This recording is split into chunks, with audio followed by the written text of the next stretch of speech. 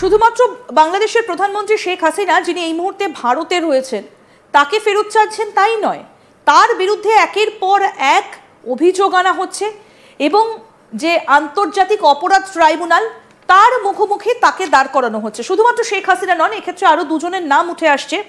স্বরাষ্ট্রমন্ত্রী অর্থাৎ তৎকালীন স্বরাষ্ট্রমন্ত্রী আসাদুজ্জামান খান এবং এক্স আইজিপি আবদুল্লাহ আল মামুন, যিনি ইতিমধ্যেই কিন্তু এখনো জেলে রয়েছেন বলে আমরা জানতে পারছি। এবং এই বিষয় নিয়ে আমরা আলোচনা করব। বাংলাদেশের বিশিষ্ট সাংবাদিক শাহিদুল হাসান খোকন আমাদের সঙ্গে সরাসরি রয়েছেন।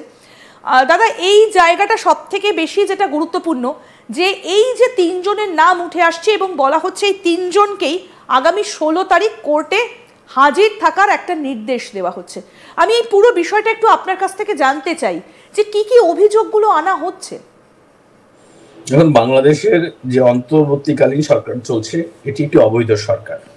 এই সরকারের গঠন প্রক্রিয়া নিয়ে একটি চুরি হয়েছে, পুকুর চুরি করা হয়েছে বলবো, যে তাদের সাংবিধানিকভাবে এই সরকার আসলে স্বীকৃত না।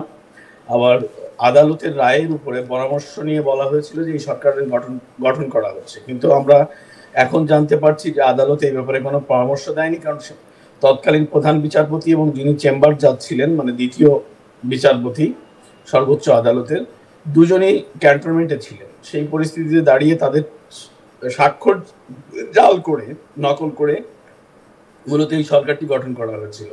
ইভেন শেখ হাসিনা, যিনি প্রধানমন্ত্রী হিসেবে পদত্যাগপত্র জমা দেননি, তো একজন প্রধানমন্ত্রী থাকতে আরেকটা দেশে, সেই দেশে আরেকজন সরকার প্রধান কিভাবে হয় সেই রাষ্ট্রে? সুতরাং এই সরকারের বৈধতাই নেই। এই সরকার আবার এই অবৈধ সরকার একটি অবৈধ আদালত স্থাপন করেছে, কথিত জুলাই আগস্ট বিপ্লবে বিচার করার নাম করে। তো সেই আদালতটি একটি পুরনো আদালত।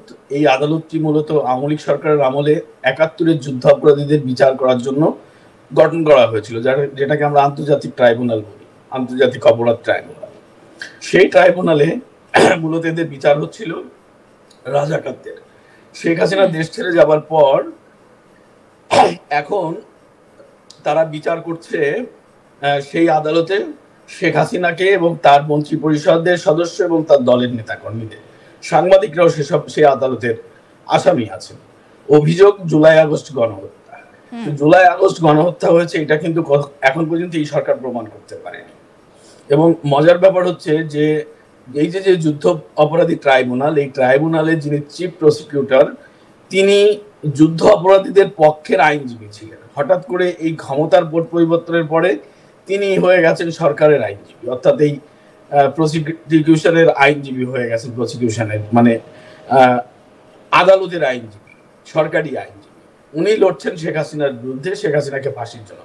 এবং এই ভদ্রলোক জামাতের আইনজীবী, জামাতের নেতা, তার অ্যাসোসিয়েটরা জামাতের আইনজীবী, জামাতের নেতা। এবং এই আদালত যাদেরকে দিয়ে গঠন করা হয়েছে তারাও মূলত জামাতের লোকজন। সুতরাং এই আদালত গঠন করা হয়েছে মুক্তিযুদ্ধে যেসব যুদ্ধাপরাধীর বিচার এই আদালত করেছে, সেই বিচারের প্রতিশোধ নিলেই মূলত পাল্টাই আদালত গঠন করেছে ইউনূস সরকার। এখানে যে রায় হচ্ছে, বিচার হচ্ছে, সেটা প্রহসনের এই প্রহসনের বিচারে কার কি হবে। বেশ, এই যে আপনি যেটা বলছেন যে বিচারের নামে একটা প্রহসন চলছে, কিন্তু এটা ঠেকাবে কে?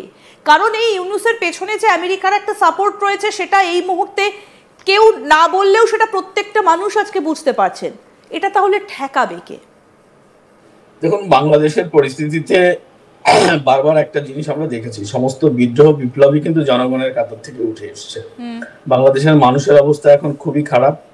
প্রত্যেকটা মানুষেরই পিঠ দেওয়ালে ঠেকে গেছে, পিছনের আর কোনো জায়গা নেই।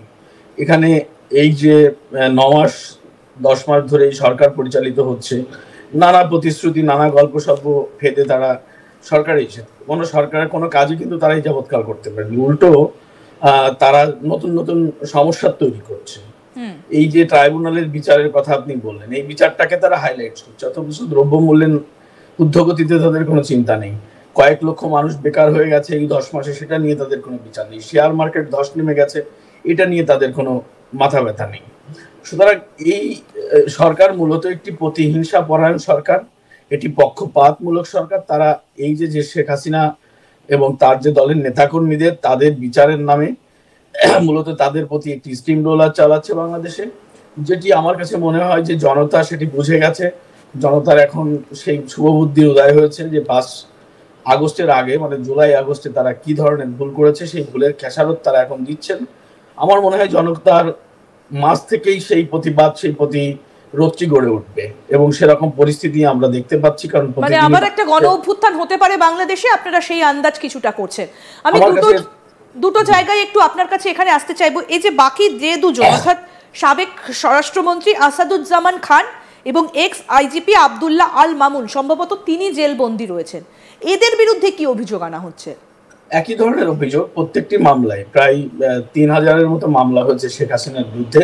প্রত্যেকটি মামলায় আসাদুজ্জামান খান, কামাল এবং আইজিপি আসামি আছেন, মামুন সাহেব। কারণ ওনারা তখন রাষ্ট্রের আইন শৃঙ্খলা রক্ষার দায়িত্বে ছিলেন। স্বাভাবিক কারণেই যেসব হত্যাকাণ্ডগুলো জুলাই আগস্টে ঘটেছে তাদের বিরুদ্ধে অভিযোগ আনা হয়েছে। কিন্তু আদৌ তো জুলাই আগস্টে ছাত্র আন্দোলনের নামে যে জঙ্গি হামলা হচ্ছে, সেই জঙ্গিদের প্রতিরোধে পুলিশ বাহিনী গুলি করেছে, তাদের নিরাপত্তার স্বার্থে তারা আত্মরক্ষা করেছে। সেই পরিস্থিতিতে দাঁড়িয়ে তারা আসলে আসামি। তো সেই আসামি শেখ হাসিনাকে ফাঁসির কাস্টে ঝুলানোর পাশাপাশি তারা চায় তাদেরকেও ফাঁসির কাস্টে ঝুলাতে। এটা তাদের সব। কিন্তু এই যে 16 তারিখ অর্থাৎ 16ই জুন হাজিরার নির্দেশ দেওয়া হয়েছে শেখ হাসিনা সহ 3 জনকে, তারা তো জানেন এটি আগেও 2 দফা এনাদেরকে হাজির করার নির্দেশ দেওয়া হয়েছিল। যেহেতু আব্দুল্লাহ আল মামুন এই মুহূর্তে কাস্টাডিতে আছে, জেলে আছেন, উনাকে হাজির করা হয় প্রতি কোর্টেই। আর শেখ হাসিনা এবং স্বরাষ্ট্রমন্ত্রী আসাদুজ্জামান খান, কামাল যেহেতু এখন নিরুদ্দেশ, তাদেরকে আদালতে হাজির করতে পারছে না পুলিশ। যদি তারা হাজির না হয় তাহলে তাদের অবর্তমানে বিচার প্রক্রিয়া শুরু হবে, এরকম একটি আইনের কথা আমরা শুনেছি আর কি তাদের। কিন্তু আইনটা প্রণয়ন করবে কে? এখানে তো কোনো নির্বাচিত সরকারই নেই। সে কথা তো বললাম যে এই সরকার যা করছে সম্পূর্ণভাবে অবৈধ, কারণ তারা নিজেরাই অবৈধ। আপনি যদি আপনার টিভি চ্যানেলের লাইসেন্স না থাকে তাহলে তো আপনিও বৈধ না, এই সরকারই তো বৈধ না। তো তার বিচার কার্য বা তার আদালত কিভাবে বৈধ হয়? সুতরাং এটা জবরদস্তি বিচার কার্য, এবং এই বিচার কার্য কোনোদিন আইন সিদ্ধ হচ্ছে না, কোনোভাবেই হচ্ছে না। তাহলে রাষ্ট্রপতি তিনি তার বক্তব্য কি এখন বেরিয়ে আসছে, নাকি সেখানেও এই ইউনূস প্রশাসন সেখানেও একটা ধামাচাপা দেওয়ার চেষ্টা চালিয়ে যাচ্ছে? দেখুন, রাষ্ট্রপতি অনেক আগেই বলে দিয়েছেন যে আমার কাছে মাননীয় প্রধানমন্ত্রীর কোনো পদত্যাগপত্র নেই। আদালতে যে পরামর্শ বা আদালতের যে ব্যাখ্যা নিয়ে করা হয়েছিল, আদালতের সেই কাগজও এখন পর্যন্ত জনগণের সামনে উপস্থাপন করা হয়নি। কোন দেশের প্রধানমন্ত্রী যদি পদত্যাগ করেন সে বিষয়ে প্রত্যেকটা সরকার একটি প্রজ্ঞাপন জারি করেন, সার্কুলার জারি করেন। সেরকম সার্কুলার দেওয়া হয়নি শেখ হাসিনা পদত্যাগ করার পরে। নতুন কোনো গভর্নমেন্ট হলে তার একটা সার্কুলার দেওয়া হয়।